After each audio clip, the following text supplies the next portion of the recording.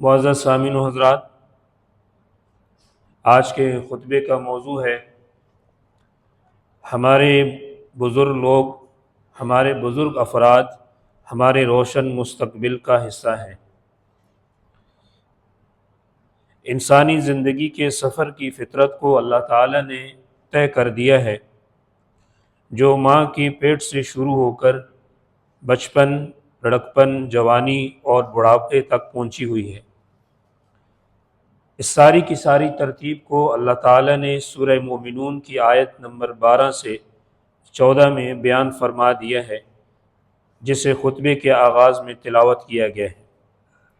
اللہ تعالیٰ ارشاد فرماتے ہیں، بے شک ہم نے انسان کو مٹی کی سطح سے پیدا کیا ہے، پھر ہم نے اس کو ایک نطفہ بنا کر ایک محفوظ جگہ میں رکھا، پھر ہم نے اس نطفے کو جمے ہوئے خون کی شکل دی، پھر ہم نے اس خون کو گوشت کے لوتھڑے میں تبدیل کیا، اور پھر ہم نے گوشت کے اس لوتھڑے کو ہڈیوں کی شکل دی، اور پھر ہم نے ہڈیوں پر گوشت چڑھایا، پھر ہم نے اسے ایک دوسری مخلوق کی شکل میں پیدا کیا۔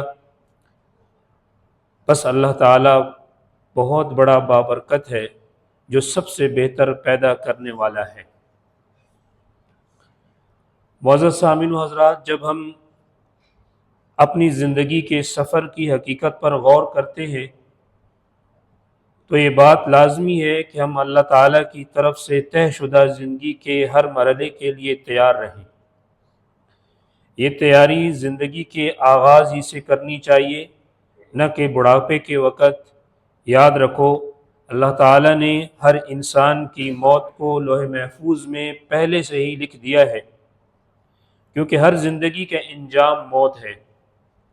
قبر میں آرام کے بعد انسانوں کو قیامت کے دن دوبارہ زندہ کیا جائے گا، جیسا کہ اللہ تعالیٰ نے سورہ مومنون کی آیت نمبر 15-16 میں بیان فرمایا، ثم انکم بعد ذلک لمیتون ثم انکم یوم القیامت تبعثون، پھر بے شک تم سب کو موت آنی ہے، پھر قیامت کے دن تم سب کو اٹھایا جائے گا۔ معزز سامعین و حضرات، ہمارے معاشرے کے بزرگ افراد صرف ماضی کی نمائندگی نہیں کرتے، بلکہ وہ آج کے نوجوان نسل کے مستقبل کی ایک جھلک بھی ہیں۔ آج جو کچھ ہمارے بزرگوں کے ساتھ پیش آ رہا ہے، وہی کل ہمارے ساتھ ہوگا جب ہم ان کی عمر کو پہنچیں گے۔ سال 2030 تک ملیشیا میں معمر حضرات یعنی بزرگ افراد کی آبادی بڑھ کر کل آبادی کے 15% تک پہنچنے کا امکان ہے۔ یہ تعداد تقریباً آبادی کے لحاظ سے 5.6 ملین لوگوں کے برابر ہوگی۔ اس ترقی کے ساتھ ملیشیا اس سال تک ایک بوڑھے ملک کا درجہ حاصل کرنے کی توقع رکھتا ہے۔ لہٰذا آج بزرگوں کی خدمت، ان کے حقوق اور ان کی خواہشات یا امیدوں کی دیکھ بھال کرنا ہمارے مستقبل کے لیے ایک سماجی سرمایہ کاری ہے۔ بزرگ ایسا قیمتی اثاثہ ہیں جو اپنے تجربات، علم اور حکمت سے مقامی اور بین الاقوامی سطح پر ہماری اقدامات کی رہنمائی کر سکتے ہیں۔ ان کی امیدوں اور خواہشات کی قدر کرنا ہمارے لیے واجب اور ضروری ہے، اور ان کی بھلائی کا تحفظ بھی لازمی ہے، اور ان کے حقوق کا خیال کرنا یہ بھی ضروری ہے، تاکہ وہ معاشرے اور ملک اور قوم کے لیے ایک متحرک کردار ادا کر سکیں۔ معزز سامعین و حضرات، ہمارے معاشرے کے بزرگ حضرات ہمارے لیے قیمتی اثاثہ اور بہت ہی انمول انسانی سرمایہ ہیں، جو قوم کی ترقی اور ملک کی خوشحالی میں ایک اہم ستون اور ایک اہم کردار کی حیثیت رکھتے ہیں۔ ان کو اکثر یہ کہا جاتا ہے، زیادہ نمک کھائے ہوئے لوگ، اس کا مطلب یہ ہے کہ وہ زندگی کے نشیب و فراز مشقت اور قربانیوں سے گزر کر اپنے خاندان کو خوشحال بنانے کی کوشش کر چکے ہیں، لہٰذا وہ ان سارے مراحل کا بخوبی تجربہ رکھتے ہیں۔ اسی بنا پر ہماری سوسائٹی، ہمارا معاشرہ، خاص طور پر اولاد پر یہ بات واجب ہے کہ وہ اپنے بزرگوں کی قدر کریں، ان کی خدمت کریں، نہ صرف اپنے گھر کے بزرگوں کی بلکہ پڑوسیوں اور ارد گرد کے معاشرتی بزرگ افراد کی بھی خدمت کریں۔ آج ہم اگر ان کی عزت و خدمت کریں گے تو کل ہماری آنے والی نسلیں ہمارے ساتھ ویسا ہی سلوک کریں گی جب ہم بڑھاپے میں پہنچیں گے۔ یہ مثال بہت معروف ہے کہ بھئی جیسا کرو گے ویسا بھرو گے۔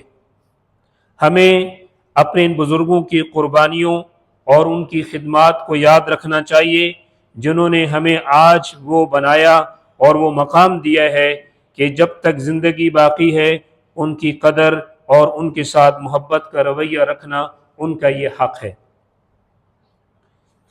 معزز سامعین و حضرات، ہمارے بزرگوں میں سب سے زیادہ قریب تر جو ہے والدین ہیں۔ والدین ایک ایسی انمول نعمت ہے جو اولاد کو اللہ تعالیٰ نے عطا فرمائی ہے۔ بڑھاپے میں ان کا سب سے بہتر مقام اپنے ہی بچوں کے ساتھ ہے، اس لیے والدین کی عزت، ان کی خدمت، ان کے ساتھ حسن سلوک اور محبت کے ساتھ دیکھ بھال کرنا یہ والدین کا بچوں کے اوپر اولین حق ہے۔ بزرگوں کے ہوم یا اولڈ ایج ہوم کو صرف آخری آپشن بنایا جائے، یہ اس بات کو ملحوظ خاطر رکھتے ہوئے یہ کوئی اصل ان کے رہنے کی جگہ نہیں ہے بلکہ ایک ٹیمپریری اور عارضی جگہ ہے، کیونکہ حقیقت یہ ہے کہ والدین کا دل سب سے زیادہ خوش اس وقت ہوتا ہے جب وہ اپنے ہی خاندان کے ساتھ رہیں اور اپنے ہی خاندان کے لوگوں سے خدمت وصول کریں۔ والدین کی محبت ہر حال میں بلا تقسیم ہوتی ہے۔ معزز سامعین و حضرات، آئیے ہم سب مل کر اس بات کو یقینی بنائیں کہ ہمارے بزرگوں کی امیدیں اور ان کی ساری ضروریات پوری ہوں، ان کی بھلائی اور ان کے حقوق کا تحفظ ہو اور ان کے حقوق ادا کیے جائیں۔ یہ کام انسانی حقوق کی حفاظت کے ذریعے ممکن ہے تاکہ ہمارے معاشرے کے ہر بزرگ پرامن رہیں، باعزت رہیں اور باوقار اور خوشحال زندگی گزار سکیں اور ملک کی تعمیر و ترقی میں اپنا حصہ اور مسلسل کردار ادا کرتے رہیں۔ اس طرح ملک و قوم کا مستقبل محبت، عزت اور ایک اعلیٰ انسانی اقدار پر قائم ہوگا۔ معزز سامعین و حضرات، ہمارے بزرگوں کے حقوق اور ذمہ داریاں اور ان کے متعلق حکمرانوں اور معاشرے کا کردار لازماً اجاگر کرنا چاہیے۔ انہیں ہر قسم کی لاپرواہی، ظلم اور امتیازی سلوک سے محفوظ رکھنا چاہیے۔ صرف اجتماعی عزم اور کمیٹڈ سے ہی ان کی عزت اور وقار قائم رہ سکتا ہے اور ترقی یافتہ ملک میں ان کی زندگیوں کی قدر کی جا سکتی ہے۔ اپنے بزرگوں کا احترام کرنا نہ صرف ہماری ثقافت کا حصہ ہے بلکہ شریعت کی بھی تعلیم کا بہت بڑا ایک باب ہے۔ اللہ تعالیٰ نے قرآن کریم کے اندر جہاں کہیں اپنے دوسرے فرائض کا ذکر فرمایا ہے وہاں اس کے ساتھ ساتھ والدین کے ساتھ حسن سلوک کا بھی ایک اہم ذکر آتا ہے۔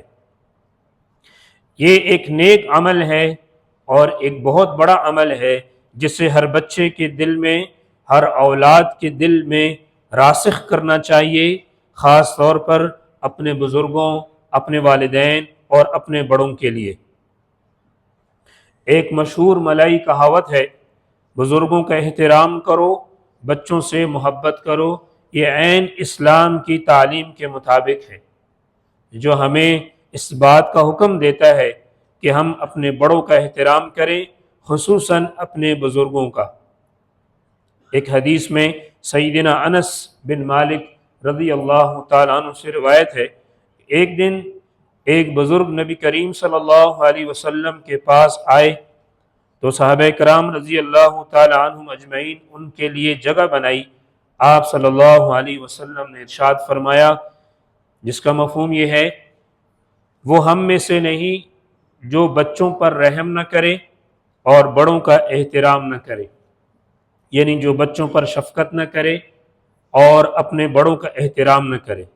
اس حدیث کے اندر اللہ کے رسول صلی اللہ علیہ وسلم نے معاشرے کے دونوں طبقوں کو خطاب فرمایا، یعنی بڑوں کو یہ چاہیے کہ اپنے چھوٹوں پر شفقت کا رویہ رکھیں، اور چھوٹوں کو یہ چاہیے کہ اپنے بڑوں اور بزرگوں کے ساتھ احترام کا معاملہ کریں۔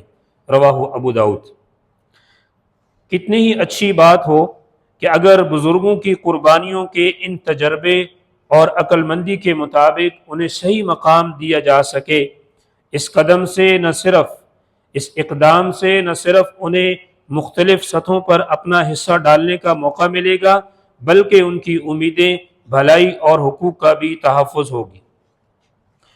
حکومت ملیشیا کی طرف سے بھی بزرگوں اور معمر حضرات کی خدمت کے لیے حکمت عملیاں اور ان کی ضروریات کو پورا کرنے کے لیے جابطن، خبجیکن اور انتظامی اقدامات کیے گئے ہیں، جس کے اندر ان کے سارے حقوقوں کو پورا کیا جا سکتا ہے۔